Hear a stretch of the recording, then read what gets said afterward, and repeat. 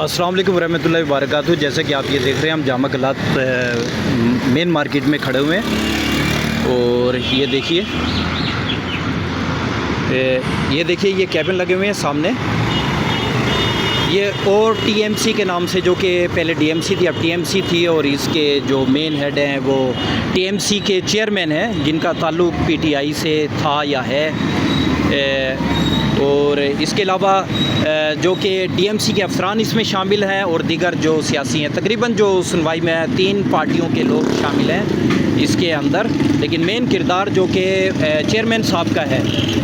تو یہ اسکول ہے، اسکول کی یہ فٹ پاتھ ہے جس کو انکروچ کر دیا گیا، جو کہ آئین کی وائلیشن ہے، شریعت کی وائلیشن ہے، انسانیت کی وائلیشن ہے، قانون کی وائلیشن ہے، اخلاق کی وائلیشن ہے۔ بڑے شرم کا مقام ہے۔ یہ تعلیم یافتہ لوگ ہیں، کون کہے گا ان کو تعلیم یافتہ لوگ؟ یہ ایسے لوگ ہیں، بس پتہ نہیں اس قوم کے کیا گناہ ہیں جو کہ اس قوم کے سروں پر آ کر بیٹھ گئے ہیں اور صرف لوٹ مار کرتے ہیں۔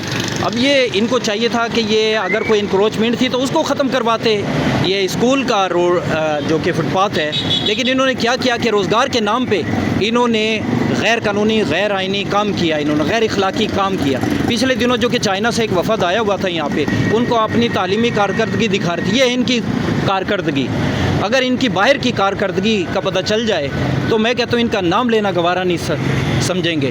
تو سپریم کورٹ سے اور بالا ادارے ہیں ان سے، اور جو جن کے یہ کارکن ہیں ان سیاسی پارٹیوں سے ہماری ریکویسٹ ہے کہ ان کے خلاف ایکشن لیجئے اور عوام کو سہولت دیجیے۔ بہت بہت شکریہ، تھینک یو۔